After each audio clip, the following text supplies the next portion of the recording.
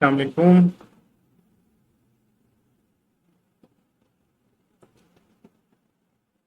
अस्सलाम वालेकुम, आवाज़ आ रही है?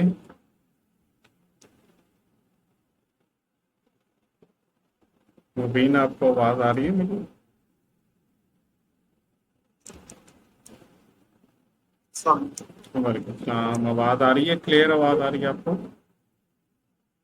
आ रही है आपकी। चलें।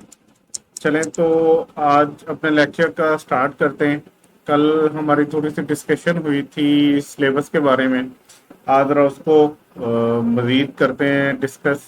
कल मैंने आपको बताया था कि जो टेक्स्ट का सिलेबस है ना, वो बेसिकली तीन पोर्शंस में डिवाइडेड है। सबसे पहले जो है वो इंट्रोडक्शन वाला है। ये इंट्रोडक्शन में बेसिकली जो इनकम टैक्स और सेल टैक्स या ओवरऑल जो टैक्स पाकिस्तान में अप्लाई होता है, वो क्यों हो रहा होता है और उसके रिलेटेड आपकी इनकम टैक्स अथॉरिटी, ये सारी जो डिस्कशन होती है ना, ये पहले पोर्शन में हो रही होती है। और इसमें हमने डिस्कस किया था कि तकरीबन एवरेज 10 मार्क्स का आपका क्वेश्चन यहाँ से आएगा और ये थ्योरेटिकल बेस्ड होगा। सेकंड नंबर पे हमारे पास आ जाता है इनकम टैक्स। ठीक है, इनकम टैक्स जो आपका पोर्शन है, इसमें से तकरीबन एवरेज निकाली जाए तो 60 मार्क्स का क्वेश्चन हर अटेम्प्ट में वो पूछ रहा होता है, जिसमें से 30 मार्क्स जो हैं वो न्यूमेरिकल का होता है और बाकी तकरीबन 30 मार्क्स का जो है ना वो थ्योरी बेस्ड होता है। अच्छा, ये एक आप कह लें कि एवरेज आइडिया दिया हुआ है, ये कम ज़्यादा हो जाता है। लास्ट कुछ जो एग्जाम्स हुए हैं, ट्रेंड को देखा जाए तो अब वो न्यूमेरिकल के ऊपर ज़्यादा फोकस कर रहा है, तो न्यूमेरिकल वाला पोर्शन ज़्यादा आ रहा होता है। फिर सेल टैक्स की तरफ आ जाते हैं तो 30 मार्क्स का एक एवरेज हम अगर लें कि 30 मार्क्स का सेल टैक्स से आता है, तो अराउंड 20% जो है इसका 20 मार्क्स का ना, इसमें से आपका न्यूमेरिकल होगा और आप कह लें 10 से 15 या 15-15 अगर कर दें तो बाकी थ्योरी में से आ रहा। तो ये एक पैटर्न है, कम ज्यादा हो सकता है, मार्क्स वेरी कर सकते हैं, हर अटेम्प्ट के ऊपर बेस कर रहा होता है, लेकिन अब जो उसका माइंडसेट है एग्जामिनर का, वो ज्यादा न्यूमेरिकल क्वेश्चंस पूछ रहा होता है। वो आपको ज्यादा जो है वो कल जैसे हमने डिस्कस किया कि T3 लेवल होता है, उसकी साइड पे लेके जाना चाह रहा होता है कि आपसे ज्यादा बेहतर तरीके से एनालाइज करवाया जाए क्या सिचुएशन है, उसमें कैसे आपने डिसीजन मेकिंग करनी है, कैसे कैलकुलेशंस लेनी है। ये सारी चीजें अब वो इस साइड पे लेके चल रहा है। बाकी इंशाल्लाह जैसे जैसे हम चलते जाएंगे आपको ये सारी चीजें समझ आती रहेंगी, लेकिन एक ओवरऑल पिक्चर जो है ना वो आज हमने डिस्कस कर लिया है सिलेबस के बारे में। अच्छा, अब डिफरेंट चैप्टर्स हैं, जिनमें से स्टार्ट वाले जो चैप्टर्स हैं इस पोर्शन से रिलेटेड, उनसे पहले हम स्टार्ट करेंगे इनकम टैक्स से। ठीक है, अगर आपको इनकम टैक्स की बेसिक चीजों का पता होगा तो ये चैप्टर आपके लिए बहुत इजी हो जाएंगे, क्योंकि ये इंट्रोडक्शन के चैप्टर्स होते हैं। इनमें ओवरऑल पूरा ही जो ओवरव्यू होता है इनकम टैक्स, सेल टैक्स और अथॉरिटी जो भी इनको डील कर रही है उनके उनके बारे में ओवरव्यू आ रहा होता है। इसके अलावा इसके अंदर जो है आपके इथिक्स और इस तरह की चीजें डिस्कस हो रही होती है। तो अगर हम बेसिक इसके से स्टार्ट करेंगे तो ये वाला जो पोर्शन है ये आपके लिए बहुत इजी हो जाता है जब आप इस पे आते हो। तो आज इंशाल्लाह हम जो अपना चैप्टर 4 है वो स्टार्ट करेंगे। चैप्टर 4 बेसिकली आपके basic concepts of income tax को डिस्कस कर रहा होता है।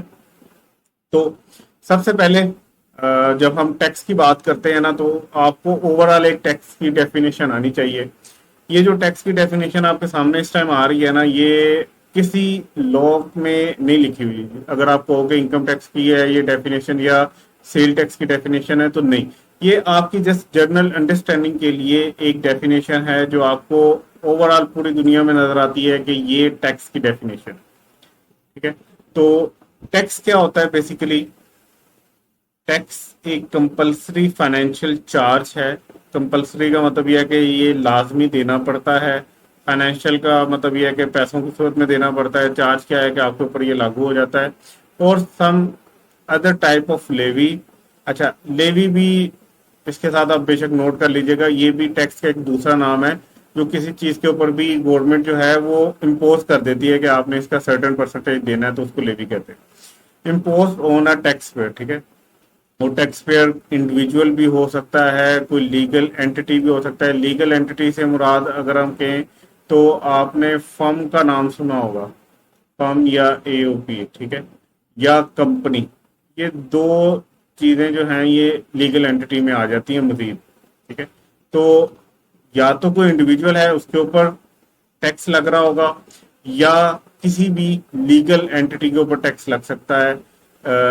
वो टैक्स जो होगा वो आपने लाजमी देना होगा, पैसों की सूरत में देना होगा बाय अ गवर्नमेंटल ऑर्गेनाइजेशन। ओवरऑल ये बेसिकली गवर्नमेंट ही लगा रही होती है टैक्स आप लोगों के ऊपर, तो ये गवर्नमेंट का ही रेवेन्यू का सोर्स है, तो गवर्नमेंट आपके ऊपर लगा रही होगी in order to fund government spending and various public expenditures. आपने रिसेंटली जब पीआरसी पढ़ा होगा तो वहां पे आपने टैक्स की डेफिनेशन और ये टैक्स के बारे में इकोनॉमिक्स से सब्जेक्ट में पढ़ा होगा, याद है आपको वो?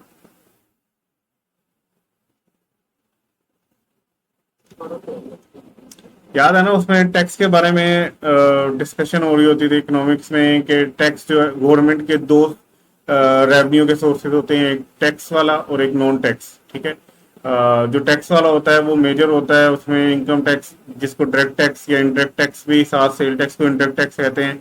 तो ये दो सोर्सेज होती हैं। तो ये ओवरऑल डेफिनेशन है आप लोगों की अंडरस्टैंडिंग के लिए कि बेसिकली टैक्स है क्या। टैक्स किसी भी इंडिविजुअल के ऊपर या किसी बिजनेस एंटिटी के ऊपर गवर्नमेंट की तरफ से एक लगाया जाने वाला फाइनेंशियल चार्ज है जो कि उसने हर सूरत में देना होता है। ठीक है, इसका फायदा गवर्नमेंट को क्या हो रहा होता है कि उसने अपनी स्पेंडिंग्स जो करनी होती हैं, जो उसने अपने खर्चे करने होते हैं, मसलन स्कूल्स चलाने हैं, उसने उसने जो है ना मेडिकल फैसिलिटीज अपने लोगों को देनी है, बेसिक खाने पीने की चीजें देनी है, रोड्स बनाने हैं, जो कैपिटल इन्वेस्टमेंट है वो करनी है, वो सारी चीजों के लिए उसको पैसा चाहिए। और वो पैसा कहाँ से ले रही होती है? लोगों से, टैक्स की सूरत में। ठीक है, तो ये तो बात आ गई ओवरऑल टैक्स के बारे में। ओवरऑल टैक्स होता क्या है? अब बात कर लेते हैं हम इनकम टैक्स की। तो इनकम टैक्स क्या है, इसकी भी एक जनरल अंडरस्टैंडिंग है कि इनकम टैक्स कहते किसे हैं। तो इनकम टैक्स है, income tax is a tax imposed on individual और entities in respect of the income और प्रॉफिट। ठीक है, जो इनकम के ऊपर या प्रॉफिट के ऊपर लग रहा होगा, जो अर्न कर रहे हैं वो लोग, उसके ऊपर जो टैक्स लगता है उसको इनकम टैक्स कहते हैं। ये कल भी हमने शायद डिस्कस किया था कि इनकम टैक्स क्या है, जो आपकी इनकम के ऊपर लग रहा होता है। ठीक है, ये बेसिकली आपकी इनकम किसी तरह से भी आ सकती है। डिफरेंट एग्जांपल्स देख लेते हैं कि इनकम कैसे आ सकती है। एक बंदा सैलरी कमा रहा है तो सैलरी के ऊपर उसको इनकम समझी जाएगी, गवर्नमेंट कहेगी आपकी सैलरी आपकी इनकम है। एक बंदा बिजनेस कर रहा है तो उसकी बिजनेस से जो प्रॉफिट आ रहा होगा वो उसकी इनकम समझ ली जाएगी। फिर एक बंदे ने रेंट के ऊपर अपना घर या कोई भी अपनी जो है ना वो बिल्डिंग दी हुई है, लैंड दी हुई है, उसको जो रेंट आ रहा है वो उसको भी उसकी इनकम समझी जाएगी। फिर अगर किसी बंदे के पास कोई प्रॉपर्टी है, उसने वो से कि 1 करोड़ की ली थी, उसने 2 साल बाद उसको 1.5 करोड़ का बेचा, जो उसने एक्स्ट्रा उसके ऊपर कमाया ना 50 लाख, ये उसका कैपिटल गेन है। तो कैपिटल गेन जो कमाएगा गवर्नमेंट कहेगी कि भाई ये भी तो तुम्हारी इनकम है, इसके ऊपर भी हमें दो। इसके अलावा और भी अदर सोर्सेज होते हैं। इसके अलावा भी अगर कोई आप कह लो कि उसने किसी भी सूरत में कोई इनकम कमाई है तो उसके ऊपर भी उसको टैक्स देना पड़ता है। तो ये जनरल दो डेफिनेशन थी, इनको याद करने की बिल्कुल जरूरत नहीं है, ये आपके अंडरस्टैंडिंग के लिए थी। और ये किसी पाकिस्तान में ऑर्डिनेंस या एक्ट के अंदर से डेफिनेशन है, ये जनरल पूरी दुनिया में जो फॉलो की जा रही होती है टैक्स और इनकम टैक्स से रिलेटेड डेफिनेशन, ये वो डेफिनेशन, ये आपकी अंडरस्टैंडिंग के लिए। इसमें से कोई क्वेश्चन है तो बेटा बता दो। ठीक है, चलो अब हम आ जाते हैं अपने इनकम टैक्स ऑर्डिनेंस के ऊपर। ये बेसिकली एक लॉ बनाया हुआ है। ठीक है, इसको गवर्न करने के लिए एक गवर्नमेंट की बॉडी भी बैठी हुई है, एफपीआर, जो इसको गवर्न कर रही होती है कि जिन लोगों के ऊपर ये अप्लाई हो रहा है क्या वो सही तरीके से अपना टैक्स अदा कर रहे हैं कि नहीं कर रहे। ठीक है, तो ये बेसिकली इनकम टैक्स लॉ है जो हमारे मुल्क में इनकम टैक्स को डील कर रहा होता है कि कैसे लोगों की इनकम के ऊपर टैक्स चार्ज करना है। ठीक है, तो इनकम टैक्स लॉ जो है उसमें अगर हम देखें तो इनकम टैक्स लॉ आपको कहता है, इसमें डेफिनेशन वो ऐसा सच नहीं दे रहा होता।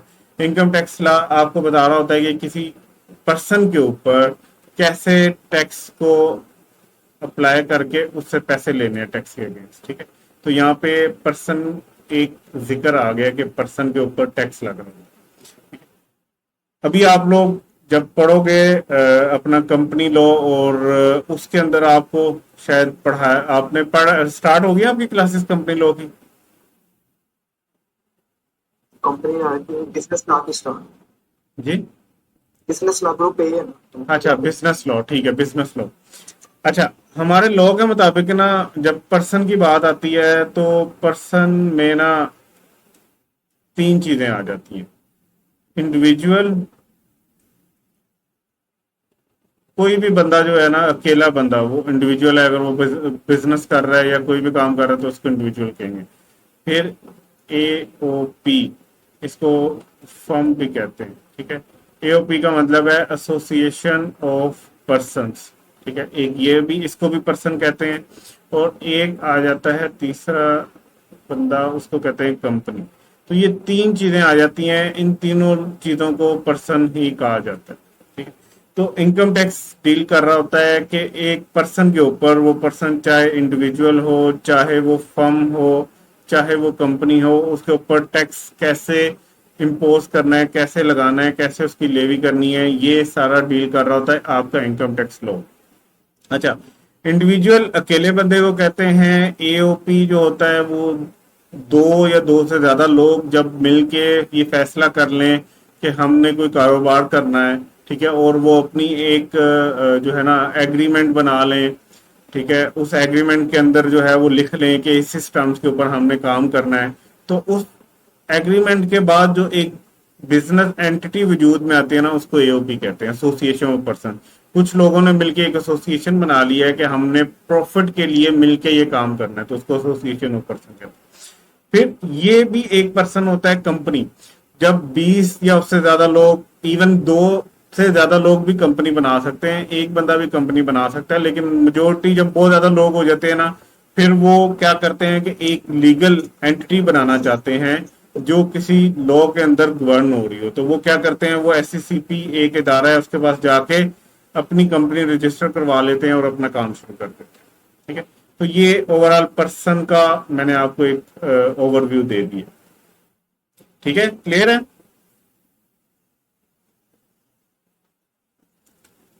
ओके मोबिन,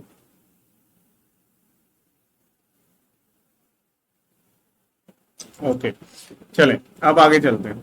अब हम बात कर लेते हैं कि इनकम टैक्स के अंदर क्या क्या चीजें आती हैं। स्कोप का वर्ड जहां भी आता है तो इसका मतलब ये है कि स्कोप से मुराद इनकम टैक्स के अंदर जो है वो कौन सी चीजें जो होंगी वो हम पढ़ने जा रहे हैं, या इनकम टैक्स के पूरे इस लॉ के अंदर कौन सी चीजें आ रही होती हैं जो कवर हो रही होती हैं, ठीक है। स्कोप ऑफ इनकम टैक्स की बात कर रहे हैं। Scope of income tax is defined in section 4। अच्छा, सेक्शन 4 को याद करने की जरूरत नहीं है, वैसे मैंने लिखा हुआ है। ये इनकम टैक्स ऑर्डिनेंस, जो हमारा इनकम टैक्स लॉ है जो पाकिस्तान में चल रहा होता है, ये एक ऑर्डिनेंस है जो कि कानून पास करवाया गया था 2001 में, वही चलता जा रहा है। इसमें हर साल चेंजेस हो जाती हैं बजट के बाद, फाइनेंस एक्ट के बाद, बट बेसिकली ये लॉ बना था इनकम टैक्स ऑर्डिनेंस 2001 में। इसके अंदर सेक्शन 4 है जो कि बताता है कि इनकम टैक्स का स्कोप क्या है। Income tax shall be imposed for each tax year on every person who has taxable income as per applicable tax rate, ठीक है। तो ये उसने बता दिया कि इसका स्कोप क्या है। स्कोप ये है कि इनकम टैक्स हर उस बंदे पे इम्पोज किया जाएगा, एवरी पर्सन, हर साल उस पे इम्पोज किया जाएगा। किस पे इम्पोज किया जाएगा? हु हैज टैक्सेबल इनकम, जिसकी ऐसी इनकम है जिसके ऊपर टैक्स लगना चाहिए, ठीक है, as per applicable tax rate, एक खास टैक्स रेट के ऊपर जो उसके ऊपर अप्लाई हो रहा हो। अब अगर खाली इस एरिया को हम देखें ना, तो इसमें आपके माइंड में बहुत से क्वेश्चन आ रहे होंगे इस टाइम कि भाई सबसे पहले तो ये टैक्स ईयर क्या होता है, कि हर साल कौन सा साल होगा, उसका पीरियड क्या होगा। क्या हम कैलेंडर ईयर 1 जनवरी से स्टार्ट करेंगे और 31 दिसंबर को खत्म करेंगे, या जो अकाउंटिंग में ये चल रहा होता है, आप लोगों ने पीआरसी में पढ़ा होगा, 1 जुलाई से 30 जून तक, क्या वो टैक्स ईयर कहलाता है, ठीक है। तो एक तो हमें इस चीज की क्लैरिटी चाहिए। दूसरे नंबर पे हमारे माइंड में आ रहा होगा टैक्सेबल इनकम क्या है। और उसको कंप्यूट कैसे करते हैं, मतलब एक बंदा बिजनेस कर रहा है, वो कैसे बताएगा कि भाई मेरी इतनी इनकम जो है उसके ऊपर टैक्स बन सकता है, उसकी ये टैक्सेबल इनकम। तो बेसिकली सबसे पहला तो क्वेश्चन ये है कि टैक्सेबल इनकम है क्या, और उसको कंप्यूट कोई कैसे कर सकता है, तो ये भी आपके माइंड में क्वेश्चन आया होगा। उसके बाद आपके माइंड में क्वेश्चन आया होगा हु इज अ पर्सन, ठीक है, एक पर्सन क्या हो सकता है। वो जैसे ये मैंने आपको थोड़ा सा एक्सप्लेन कर दिया, वो इंडिविजुअल भी हो सकते हैं, ओपी भी हो सकते हैं, कंपनी भी हो सकती है, ठीक है।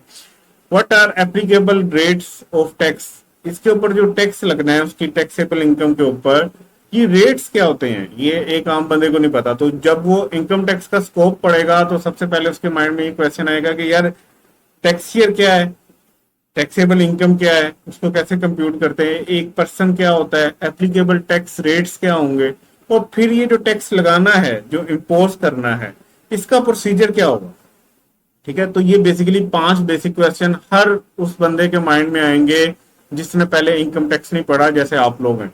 तो आप लोग जब भी स्कोप ऑफ इनकम टैक्स देखेंगे तो आपके माइंड में ये 5 क्वेश्चन तो मिनिमम आएंगे। इसके अलावा अगर कोई आपका क्वेश्चन आ रहा है तो मुझे बताओ।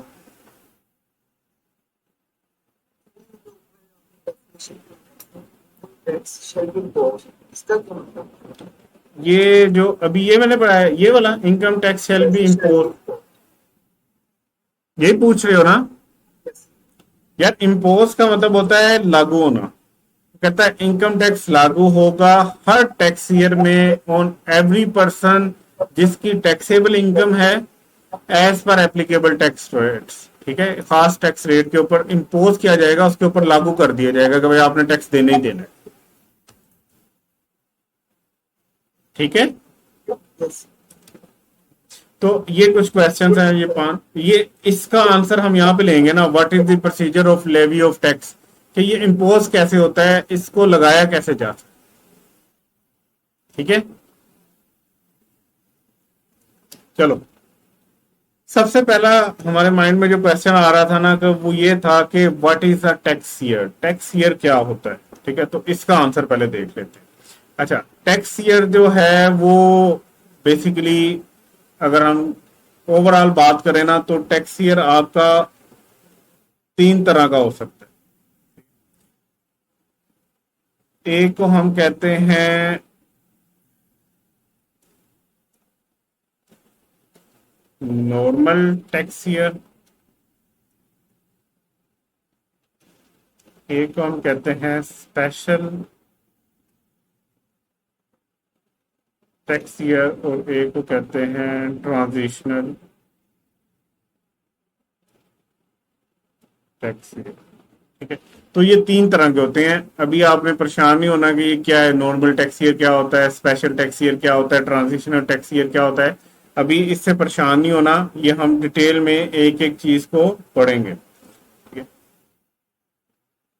अच्छा, सबसे पहले आ जाते हैं नॉर्मल टैक्स ईयर के ऊपर। नॉर्मल टैक्स ईयर क्या होता है, नॉर्मल टैक्स ईयर से मुराद क्या है कि एक आम टैक्स ईयर जो मेजोरिटी ऑफ लोगों के ऊपर अप्लाई हो रहा होगा। जैसे हम कहते हैं कि नॉर्मल रूटीन में, नॉर्मल रूटीन में मैं ये काम करता हूँ, नॉर्मल रूटीन का मतलब है आमतौर पे मैं ये काम कर रहा हूँ। तो नॉर्मल टैक्स ईयर क्या है, जो आमतौर पे टैक्स ईयर होता है ना, जो ज्यादातर लोगों का आप टैक्स ईयर देखोगे, उसकी एक खूबी ये है कि वो 12 मंथ का होता है, 12 महीने का टैक्स ईयर होता है। ईयर जब भी आता है तो 12 महीने ही माइंड में आते हैं, ठीक है। तो नॉर्मल टैक्स ईयर क्या होता है, उसकी एक खूबी ये होती है कि वो 12 महीने का होता है। दूसरी उसकी अहम खूबी ये होती है कि वो 30 जून को एंड हो रहा होता है, ठीक है। तो किसी भी टैक्स ईयर में जब ये 2 खूबियां आ जाएं कि वो 12 महीने का हो और 30 जून को एंड हो रहा हो, तो उसको हम कहेंगे कि ये नॉर्मल टैक्स ईयर है, and shall be denoted by calendar year in which 30th June fall, मतलब 30 जून को 30 जून जिस कैलेंडर ईयर में फॉल कर रहा होगा ना, उस कैलेंडर ईयर से उसको डिनोट करेंगे। कैलेंडर ईयर आपको पता है कि 1 जनवरी से 31 दिसंबर को चल रहा होता है। अच्छा, अब यहां से एक बात आपने अब मुझे बतानी है कि 12 महीने का होना चाहिए और 30 जून को एंड होना चाहिए, इसको हम क्या कहेंगे, टैक्स ईयर कहेंगे। और नॉर्मल टैक्स ईयर होगा जो 12 महीने का होगा और 30 जून को खत्म हो रहा होगा। इसका मतलब क्या है कि 1 जुलाई से लेके 30 जून तक का पीरियड जो 12 मंथ का होगा, इसको हम कहेंगे नॉर्मल टैक्स ईयर। ठीक है, अब इसको डिनोट कैसे करना है? जिस कैलेंडर ईयर में ये वाला 30 जून फॉल कर रहा होगा ना, हम उसे कहेंगे ये टैक्स ईयर वो वाला। फॉर एग्जाम्पल 1 जुलाई 2018 से लेके 30 जून 2019 तक का जो नॉर्मल टैक्स ईयर बनता है, उसको हम डिनोट कैसे करेंगे? Tax year 2019। ठीक है, क्योंकि ये 2019 जो था, ये कैलेंडर ईयर 2019 में फॉल कर रहा था, तो इसको हम कहेंगे कि ये 2019 का टैक्स ईयर है। ये बात समझ आई है, ये वाली? ठीक है, तो ये कुछ इस तरीके से हम इसको डिनोट करते हैं। जी,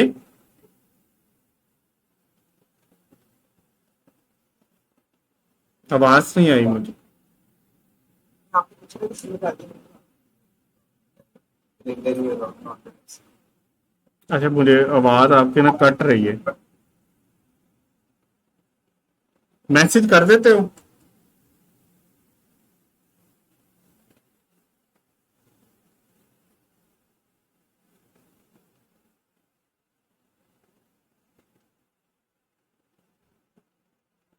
वैसे मैसेज कर दो अगर मुझे ना आवाज थोड़ी स्लो आ रही है,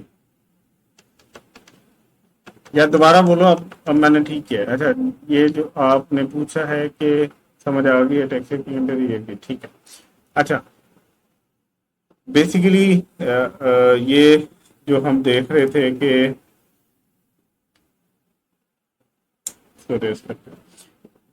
कि 12 महीने का पीरियड होगा। 30 जून जो है, ये जिस कैलेंडर ईयर में एंड हो रहा होगा, हम उसको उस टैक्स ईयर से करेंगे। देखिए, यकम जुलाई से जब शुरू हो रहा था 2018 से, तो एक कैलेंडर ईयर वो था 2018 का, और ये खत्म हो रहा था 30 जून 2019 को, तो एक कैलेंडर ईयर आ गया 2019। हम लिखने को ये भी लिख सकते थे 2018 से 2019 का नॉर्मल टैक्स ईयर, बट हम ऐसे नहीं कहते।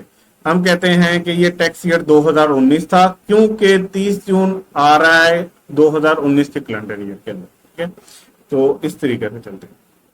अच्छा, अब जरा ये देखें, नॉर्मली टैक्स ईयर स्टार्ट होता है 1 जुलाई से और एंड होता है 30 जून से, और same financial it is it is same as financial year or income year of majority companies in Pakistan। ठीक है, for accounting purpose majority company जो है ना, प्राइवेट कंपनी, उनका सेम यही पीरियड चल रहा होता है अकाउंटिंग का भी। आपने पीआरसी की अकाउंटिंग की क्लासेस में पढ़ा होगा कि दो तरह के अकाउंटिंग ईयर्स होते हैं नॉर्मली जो चल रहे होते हैं, 1 जनवरी से 31 दिसंबर तक और 1 जुलाई से 30 जून तक। ठीक है, पाकिस्तान में मेजोरिटी कंपनीज जो हैं, उनका 1 जुलाई से 30 जून तक का अकाउंटिंग पीरियड चल रहा होता है, तो उनके लिए टैक्स ईयर भी यही रखा जाता है, ताकि उनसे इनकम का हिसाब लेने में आसानी होगी। देखिए, उसने अपनी रिकॉर्डिंग की होगी, उसने अपनी फाइनेंशियल स्टेटमेंट बनाई होगी 1 जुलाई से 30 जून तक की, तो इनकम टैक्स वाले कहते हैं कि भाई वही ले आओ हमारे पास फाइनेंशियल स्टेटमेंट, उनमें हमारे कानून के मुताबिक थोड़ी बहुत चेंजेस करो, उसके बाद जो आपका टैक्स बनता है वो चुप करके हमें दे दो। ठीक है, तो टैक्स ईयर स्टार्ट हो रहा होता है 1 जुलाई से और एंड हो रहा होता है 30 जून तक। तो जैसे कि ये एग्जांपल है हमारे पास कि 1 जुलाई 2022 start tax year starting date है, और 30/6/2023 जो है इसकी एंड डेट है। तो ये 12 महीने का पीरियड है, नॉर्मल टैक्स ईयर कहलाएगा। और इसको डिनोट कैसे करेंगे, ये आप लफ्ज लिख लें, डिनोट कैसे होता है, मतलब लिखा कैसे जाता है। इसको लिखा जाएगा टैक्स ईयर 2023, क्योंकि ये क्लोज या एंड कहां पे हो रहा था, कैलेंडर 2023 में। ठीक है, कैलेंडर ईयर 2023 में हो रहा था, तो इसको इसी से डिनोट किया जाएगा। और अगर इसी तरह देखा जाए कि 1 जुलाई 2023 से अगर स्टार्टिंग हो टैक्स ईयर की और एंड हो रहा हो 30 जून 2024 में, तो इसको 12 महीने के पीरियड को नॉर्मल टैक्स ईयर कहा जाएगा। ठीक है, दोनों रिक्वायरमेंट पूरी हो रही है ना, एक तो ये 12 महीने का है और दूसरा ये एंड हो रहा है 30 जून को, और ये डिनोट किया जाएगा टैक्स ईयर 2024 के नाम। ठीक है, क्लियर?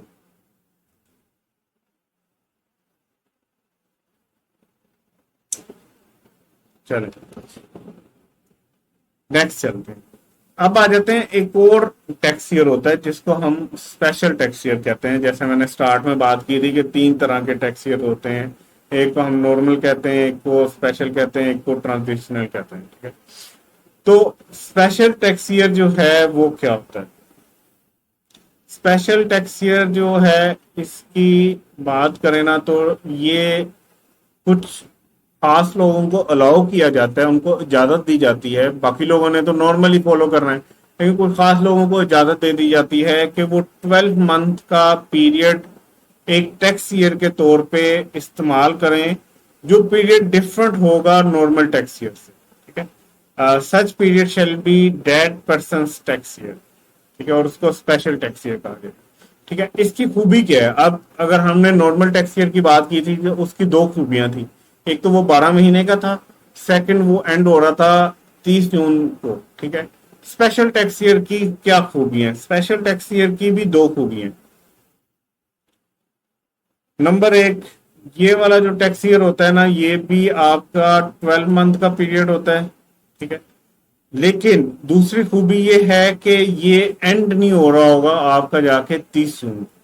30 जून के अलावा किसी डेट को भी अगर कोई टैक्स ईयर खत्म हो रहा है तो उसको हम क्या कहेंगे? Special tax. और ये हर नॉर्मल बंदे को इजाजत नहीं होती स्पेशल टैक्स ईयर यूज करने को। हर नॉर्मल बंदा, एक आम आदमी नॉर्मल टैक्स ईयर, एक आम टैक्स ईयर ही फॉलो कर रहा होता है। कुछ खास लोग, देखो इसके नाम में भी स्पेशल है ना, ठीक है, तो नॉर्मल से हट के जरा स्पेशल होते हैं कुछ लोग जो इस टैक्स ईयर में फॉल कर रहे होते हैं, ठीक है। अब बात कर लेते हैं कि इसको डिनोट कैसे करना है। एंड शेल बी डिनोटेड, ठीक है, and shall be denoted by calendar year relevant to normal tax year in which closing date of special tax year fall. अब ये बड़ी मुश्किल बात लग रही होगी आपको जो लिखी हुई है, इसको आसान करते हैं, ठीक है। एग्जाम्पल्स देख लेते हैं। XYZ लिमिटेड है, ठीक है, उसका अकाउंटिंग ईयर है April 1, 2022, ठीक है, 2022, और एंड हो रहा है 31 मार्च 2023 में। अब ये इसका अकाउंटिंग ईयर है। इस अकाउंटिंग ईयर के हिसाब से उसने जब अपना टैक्स ईयर बनाना है तो एक पीरियड देख लो, आपके 12 मंथ बनते हैं, ये कम अप्रैल से 31 मार्च तक तो बिल्कुल बनते हैं, तो 12 मंथ वाली कंडीशन तो पूरी होगी। अब ये इस पॉइंट पे एंड हो रहा है जो कि जून नहीं है, तो इसका मतलब ये है कि ये नॉर्मल में तो नहीं आ रहा, सो ये स्पेशल टैक्स ईयर का पार्ट है। अब अगला क्वेश्चन ये है कि इसको डिनोट कैसे करना है, ठीक है। तो डिनोट इसको ऐसे करना है कि ये जो एंड हो रहा है पीरियड, इसको देखना है कि ये किस नॉर्मल टैक्स ईयर के अंदर फॉल हो रहा है। फॉर एग्जाम्पल ये नॉर्मल टैक्स ईयर में फॉल हो रहा है जो कि 2023 है, तो आपने इसको उसी पीरियड के अंदर डिनोट करना। ये तो सिंपल एग्जांपल थी कि एक कंपनी है जिसका यकम अप्रैल 2022 से टैक्स ईयर स्टार्ट होता है और 31 मार्च 2023 में एंड हो रहा है, तो क्योंकि वो 30 जून को नहीं खत्म हो रहा तो उसको स्पेशल टैक्स ईयर कहेंगे। और क्योंकि वो फॉल कर रहा है टैक्स ईयर 2023 जो नॉर्मल टैक्स ईयर है उसके अंदर, तो इसको हम स्पेशल टैक्स ईयर तो कहेंगे लेकिन इसको भी डिनोट करेंगे नॉर्मल टैक्स ईयर के। नेक्स्ट पे आते हैं।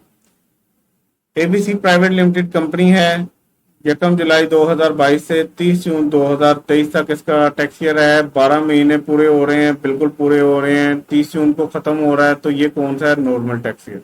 और इसको डिनोट कैसे करेंगे? 2023, क्योंकि ये 2023 कैलेंडर ईयर के अंदर फॉल कर। अब आ जाते हैं, एक फर्म है सीडीई एओपी, उसका टैक्स ईयर स्टार्ट हो रहा है या अकाउंटिंग ईयर स्टार्ट हो रहा है यकम जनवरी 2022 से और एंड हो रहा है 31 दिसंबर 2022 को। 12 महीने तो पूरे हो रहे हैं लेकिन 30 जून को एंड नहीं हो रहा, तो इसको स्पेशल टैक्स ईयर कहेंगे। अब ये डिनोट कैसे होगा? तो ये 2023 होगा, क्योंकि ये जहां पे क्लोज हो रहा है ना, वो नॉर्मल टैक्स ईयर 2023 में आता है। ये बात समझ आई है मुबीन? ये थोड़ी सी टेक्निकल चीज है।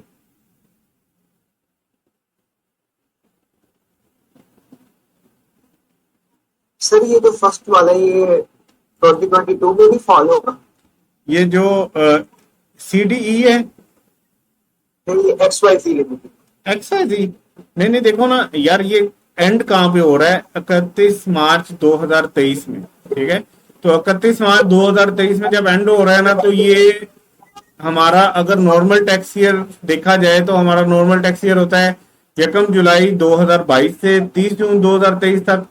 तो ये नॉर्मल टैक्स ईयर के करीब करीब ही है ना। तो लॉ कहता है कि इसको डिनोट करना है by calendar year, calendar year के हिसाब से relevant to normal tax year, जो नॉर्मल टैक्स ईयर को लग रहा है ना उसी के हिसाब से इसको डिनोट कर दें। देखिए टैक्स वालों को भी आसानी चाहिए ना, टैक्स वाले इसको 2022 में तो कर ही नहीं सकेंगे, क्योंकि ये 1 अप्रैल 2022 से शुरू है और नॉर्मली जो टैक्स ईयर खत्म हो रहा होता है वो 30 जून 2022 को खत्म हो जाएगा। तो 2 महीने का इससे हिसाब किताब लिए ही नहीं जाना। तो टैक्स वाले कहेंगे कि भाई तू 31 मार्च तक अपना टैक्स ईयर खत्म कर, और जब 30 जून 2023 होगा ना उस टाइम के हिसाब पे नॉर्मल लोग अपनी रिटर्न फाइल कर रहे होंगे, तो तब हम तुमसे भी पूछ लेंगे कि तुम्हारे टैक्स ईयर के अंदर 31 मार्च तक तुमने क्या कमाया है, उसके ऊपर कितना टैक्स देना है। ठीक है, तो इस लाइन को जरा गौर से पढ़ना है। ये वाली जो लाइन है ना, ये वाली जहां पे लिखा हुआ है शैल बी डिनोटेड बाय, यहां से लेके यहां तक, ये वाली जो लाइन है ना, इसको आपने अच्छे से करना है कि ये डिनोट होगा by the calendar year relevant to normal tax year. Calendar year से डिनोट होगा जो नॉर्मल टैक्स ईयर पे अप्लाई हो रहा है, ठीक है। In which the closing date of special year tax year is fall, ठीक है। जिस नॉर्मल टैक्स ईयर के अंदर आपका स्पेशल टैक्स ईयर एंड हो रहा है ना, उसके हिसाब से इसको कैलेंडर टैक्स ईयर का दे दो। क्लियर? Yes sir. ठीक है। अब ये वाली एग्जांपल देखो, CDE फर्म वाली, ये 1 जनवरी 2022 से 31 दिसंबर 2022 तक जा रहा है। तो देखा जाए तो ये तो पूरा कैलेंडर ईयर ही है 2022 का, बट हमने देखना है कि ये जब क्लोज हो रहा है ये किस नॉर्मल टैक्स ईयर में फॉल कर रहा है। तो देखें क्लोज होते हुए ये एक नॉर्मल टैक्स ईयर है जो कि 1 जुलाई 2022 से 30 जून 2023 तक चल रहा था, उसके अंदर जाके ये एंड हुआ है। तो इसको हम उसी के हिसाब से डिनोट करेंगे कि ये वाला जो पीरियड है 2023 वाला, ये टैक्स ईयर 2023 कहलाता है। तो हम इस स्पेशल टैक्स ईयर को भी टैक्स ईयर 2023 कहेंगे। ठीक है। अच्छा, अब आगे आते हैं। EFG गारंटी लिमिटेड कंपनी 1 अक्टूबर 2023 से 30 सितंबर 2024। इसका मतलब ये है कि 12 महीने ओके है, बट ये नॉर्मल टैक्स ईयर में नहीं आ रहा, तो स्पेशल टैक्स ईयर है। अब इसका टैक्स ईयर कौन सा होना चाहिए ये आप बताओ। वैसे तो यहाँ पे लिखा हुआ है, लेकिन आप बताओ लॉजिकली।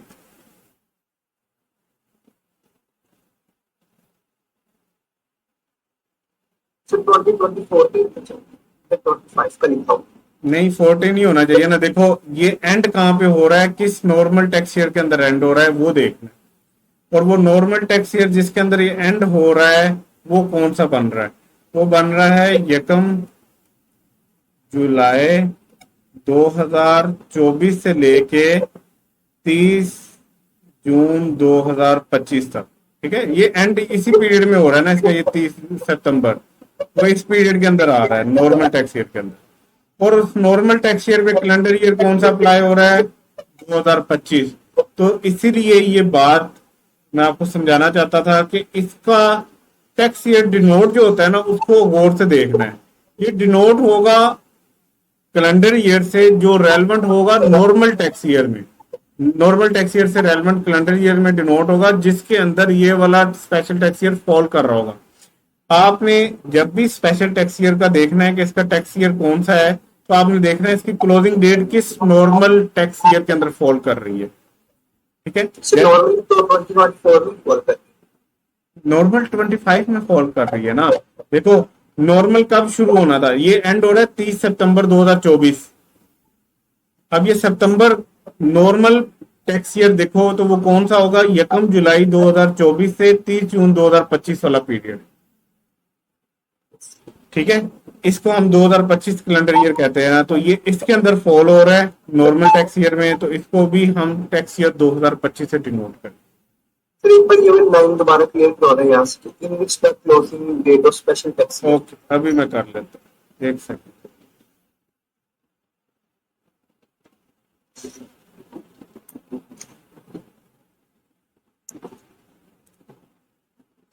अच्छा, ये कहता है कि आपने देखना है कि टैक्स ईयर डिनोट कैसे करना है। तो आपने नॉर्मल टैक्स ईयर देखना है,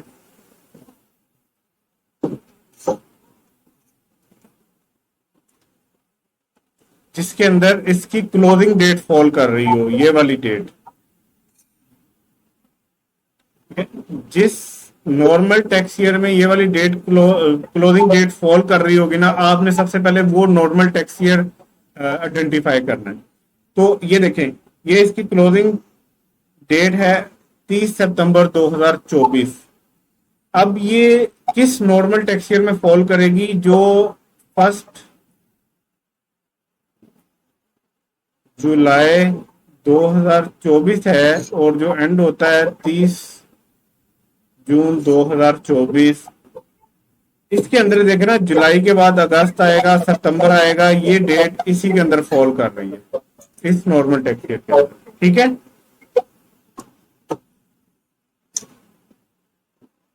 नवीन समझ आई यहां तक? यस। ठीक है, आपने सबसे पहले क्या देखना है? आपने देखना है कि स्पेशल टैक्स ईयर की क्लोजिंग डेट किस नॉर्मल टैक्स ईयर के अंदर फॉल कर रही है।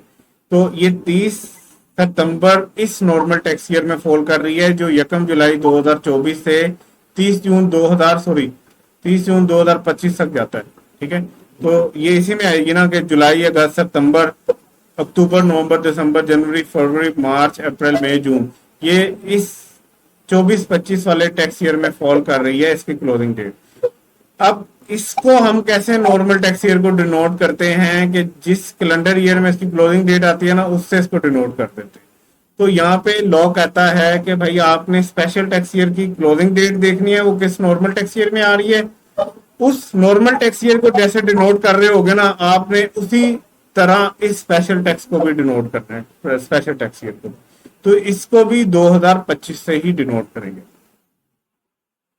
ठीक है, इसको 2024 से इसलिए भी डिनोट नहीं किया जा सकता कि 2024 तो टैक्स ईयर 2024 तो खत्म हो गया होगा। 1 जुलाई 2023 से लेके 30 जून 2024 तक वो तो खत्म हो गया होगा। जब वो खत्म हुआ होगा, उस टाइम जब टैक्स अथॉरिटीज देखेंगी तो इस बंदे का तो टैक्स ईयर तब तक क्लोज ही नहीं हुआ, तो इससे हिसाब किताब नहीं लिया जा सकता। इससे हिसाब किताब तब लिया जा सकता है जब ये इनकी बारी आ रही होगी, जो नॉर्मल टैक्स ईयर 2025 के अंदर फॉल कर रहे हैं ना। जब इनसे हिसाब किताब लिया जा रहा होगा तो टैक्स वाले कहेंगे कि यार तुम्हारा खत्म हुआ था 30 सितंबर 2024, तुम भी जरा अपना हिसाब किताब लेके हमारे पास आ जाओ, तुम भी टैक्स ईयर 2025 में फॉल करते हो। ठीक है, तो इसके यानी सर जो टैक्स एंडिंग जो डेट है उसको देखते हैं। हाँ, आपने देखो नॉर्मल टैक्स ईयर के लिए तो सिंपल रूल था ना कि आपने उसकी एंड डेट देखनी है, किस कैलेंडर ईयर में फॉल करती है, आप उसको उसी कैलेंडर ईयर का नाम दे दो। स्पेशल टैक्स ईयर का थोड़ा सा मुश्किल है कि आपने स्पेशल टैक्स ईयर की डेट कैलेंडर ईयर के हिसाब से नहीं देखनी, आपने नॉर्मल टैक्स ईयर के हिसाब से देखनी है। और फिर जो नॉर्मल टैक्स ईयर के ऊपर कैलेंडर ईयर लग रहा है ना, उसी से इसको भी डिनोट करते हैं।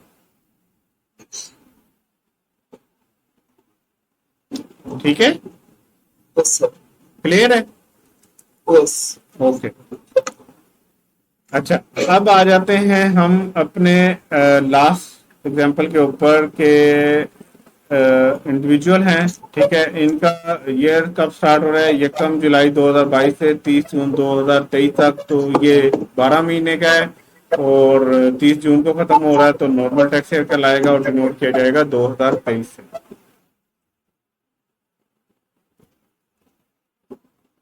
ठीक हो गया? अच्छा, यहां तक क्लियर है सब आपको? आगे चलें? यस। ठीक है, अच्छा,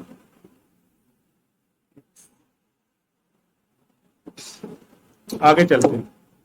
अब हमने बात की थी कि कुछ खास लोग होंगे जिनको अलाउ किया जाएगा कि वो स्पेशल टैक्स ईयर जो है वो इस्तेमाल कर सकते हैं, क्योंकि आम लोगों के लिए आम टैक्स ईयर है। Normal peoples will have the normal tax year, special people will have the special tax year. आम लोगों के लिए नॉर्मल टैक्स ईयर है, स्पेशल लोगों के लिए स्पेशल टैक्स ईयर। अब बात होती है कि ये स्पेशल लोग कौन है। ठीक ठीक है। तो इन स्पेशल लोगों की जब बात होती है तो इनके बारे में लॉ कहता है कि in the case of class of person. अच्छा, सबसे पहले ना थोड़ा सा यहाँ पे हम डिस्कशन कर लेते हैं कि क्लास ऑफ पर्सन क्या होती है। ठीक है, मैं यहाँ पे ये रिमूव करके ना आपको बता देता हूँ दो तीन चीज।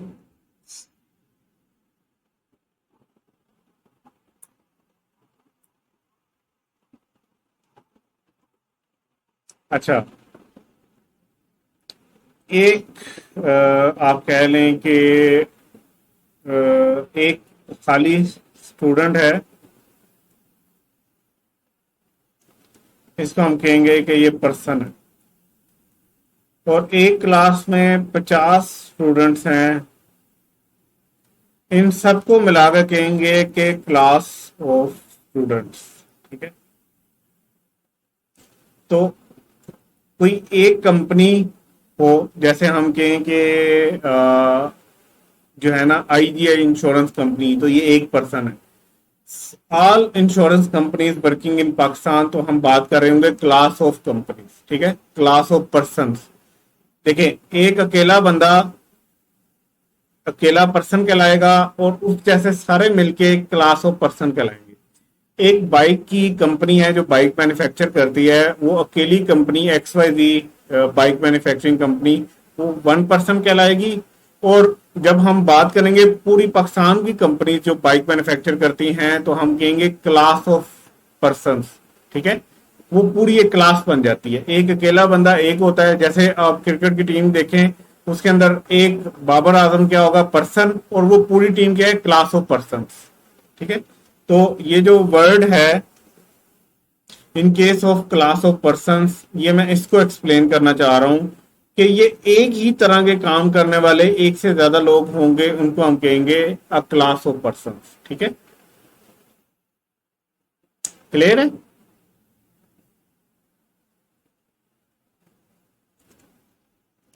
अच्छा, अब हम बात ये कर रहे थे कि ये स्पेशल टैक्स ये जो है ये कैसे और किन लोगों के ऊपर अप्लाई होगा।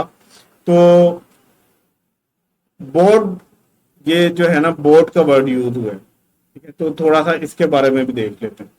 अच्छा, पाकिस्तान में ना जो टैक्स को देख रहे होते हैं ना लोग, उनमें जो सबसे आप कह लो कि बड़ी अथॉरिटी है ना, वो आपकी है FBR। ठीक है, federal board of revenue.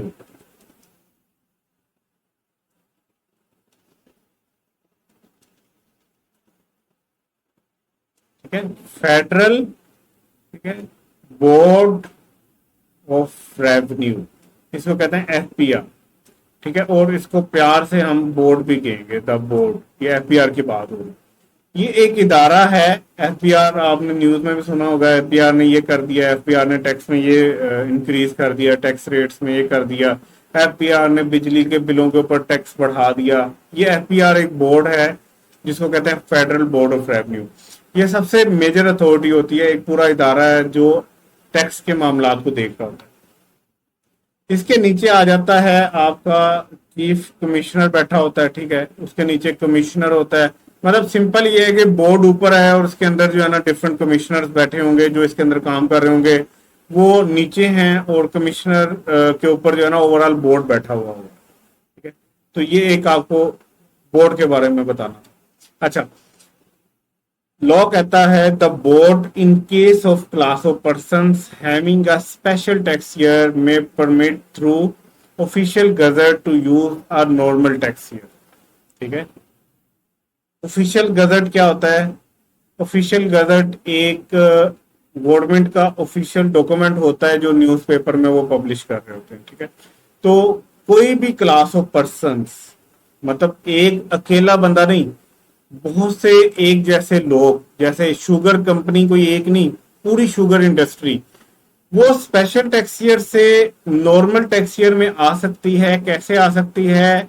May permit, board अगर उसको इजाजत दे थ्रू ऑफिशियल गजट, एक सरकारी डॉक्यूमेंट इशू करके इजाजत दे दे कि भाई आप पहले स्पेशल टैक्स ईयर में थे, अब आपके ऊपर नॉर्मल टैक्स ईयर लगेगा, आपको इजाजत है कि आप नॉर्मल टैक्स ईयर के अंदर काम कर सकते हो, तो इसको अलाउ किया जा सकता है। अब से वो क्लास ऑफ पर्सन क्या करेगी, वो स्पेशल टैक्स ईयर में फॉल नहीं करेगी, नॉर्मल टैक्स ईयर में फॉल करेगी। ठीक है। और इसी तरह in case of person having normal tax year में permit through official gazette to use special tax year. तो दो बातें यहां पे, एक ये वाली बात है और एक ये वाली बात है। इस बात में वो क्या कहता है कि अगर किसी क्लास ऑफ पर्संस के पास स्पेशल टैक्स ईयर था पहले, लेकिन बोर्ड उनको इजाजत दे दे थ्रू ऑफिशियल गजट कि अब आप नॉर्मल टैक्स ईयर इस्तेमाल करो, तो वो लोग अब नॉर्मल टैक्स ईयर इस्तेमाल करने लग जाएंगे।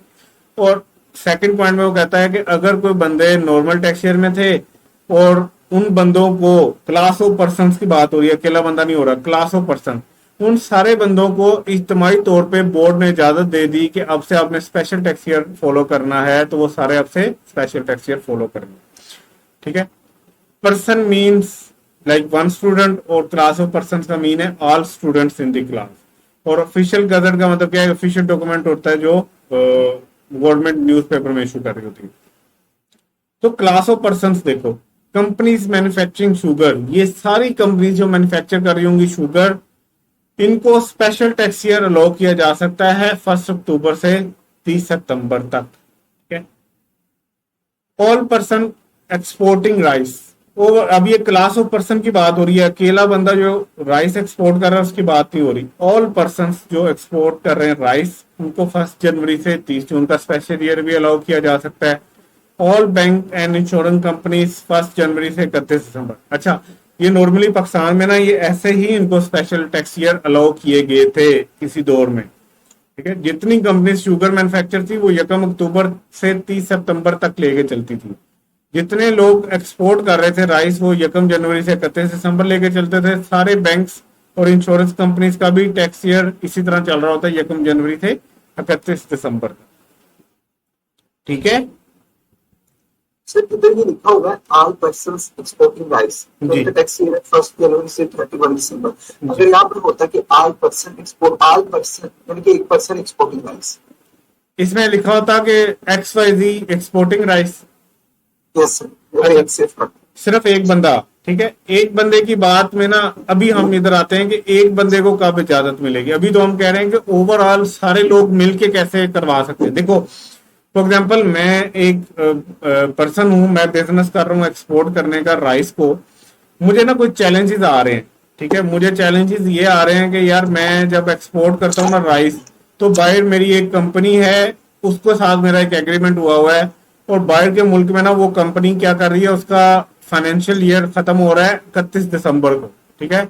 1 जनवरी से 31 दिसंबर, और वो कंपनी मुझे कह रही है कि हम आपसे तब माल खरीदेंगे जब आप हमें 1 जनवरी से 31 दिसंबर की फाइनेंशियल स्टेटमेंट भेजो। हम आपको देखना चाहते हैं कि आप कैसे बिजनेस कर रहे हैं, आपकी फाइनेंशियल पोजीशन क्या है। उसके बाद हम आपसे एग्रीमेंट करेंगे कि आपसे हमने माल खरीदना है कि नहीं खरीदना, आप इतने स्ट्रांग हो भी कि आप हमें माल सप्लाई कर सकोगे कि नहीं कर सकोगे। अब मैं इंडिविजुअली मैं फंस गया हूँ। ठीक है। मुझे लग रहा है कि यार मैं अगर नॉर्मल टैक्स ईयर में जाता हूँ ना, तो मेरा तो 30 जून को साल खत्म हो रहा है, उसी के हिसाब से मेरे अकाउंट्स बन रहे हैं, उसी के हिसाब से मेरा टैक्स ईयर जा रहा है। मैं किसी तरह ना अपना अकाउंटिंग ईयर ही चेंज करके 1 जनवरी से 31 दिसंबर तक ले जाऊं, ताकि बाहर वाली कंपनी जो मुझे डिमांड कर रही है ना, मैं उसकी रिक्वायरमेंट पे पूरा आ जाऊं। ठीक है। मैं अकेला अब बोर्ड के पास नहीं जाऊंगा।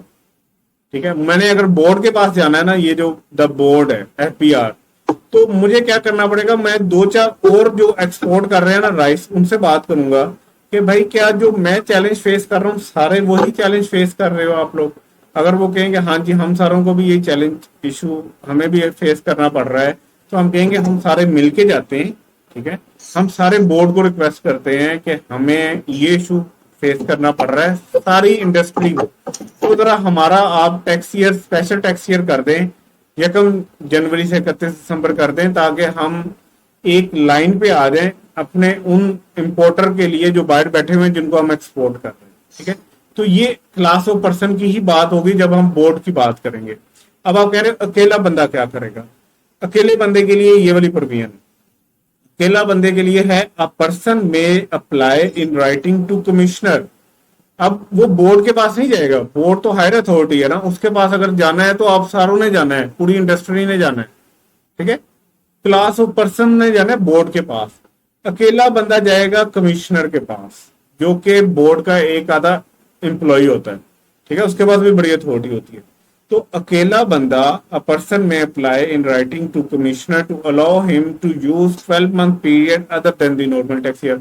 अगर मैं अकेला बंदा राइस इंपोर्ट कर रहा होता और मुझे अकेले को कोई चैलेंज फेस करना पड़ रहा होता ना, तो मैं बोर्ड के पास ना जाता, मैं चुप करके कमिश्नर को एक लिख देता दरख्वास्त, अप्लाई कर देता, और मैं कहता कि यार भाई अल्लाह का नाम है, मुझे एक ऐसा टैक्स ईयर दे दे जो नॉर्मल से हटके है, मुझे अकेले को मसला आ रहा है, मेरी बाकी सारी इंडस्ट्री सही चल रही है, मुझे अकेले को मसला आ रहा है। तो कमिश्नर में अलाउ हिम, अब यहाँ पे मे का वर्ड है, ठीक है, मे का वर्ड है, इसका मतलब ये है कि कमिश्नर के ऊपर लाजमी नहीं है कि वो उसको अलाउ करे, उसको लगेगा कि भाई ये जो रीजन बता रहा है ना ये जस्टिफाइड है, तो वो फिर अलाउ करेगा, अदरवाइज वो हो सकता है इनकार कर दे। कमिश्नर में अलाउ हिम कि आप स्पेशल ईयर टैक्स ईयर जो है उसको फॉलो करो, ठीक है। The order will be pass by the commissioner if conditions mention below, अभी जो आगे कंडीशंस आएंगी वो फुलफिल होती हैं तो फिर कमिश्नर उसको इजाजत दे देगा, ठीक है।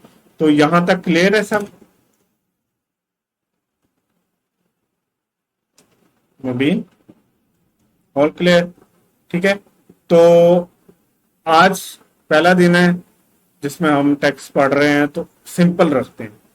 आज के दिन में ना हमने सिर्फ ये देखना है कि नॉर्मल टैक्स ईयर क्या होता है, पहले तो ये देखना है कि इनकम टैक्स लॉ का स्कोप क्या है, ये आपने समझना है, ठीक है, उसकी डेफिनेशन आपने याद कर लेनी है। फिर हमने नॉर्मल टैक्स ईयर देखना है कि नॉर्मल टैक्स ईयर क्या होता है, उसको कैसे डिनोट किया जाता है, और फिर स्पेशल टैक्स ईयर देखना है और उसमें टैक्स ईयर कैसे डिनोट होता है। आज से सबसे बड़ा चैलेंज आपका जो है ना वो ये वाला है कि टैक्स ईयर को डिनोट कैसे करते हैं स्पेशल टैक्स ईयर, ठीक है। और फिर ये स्विच कैसे होता है, नॉर्मल से स्पेशल पे कैसे आ सकते हो, स्पेशल से नॉर्मल में कैसे आ सकते हो।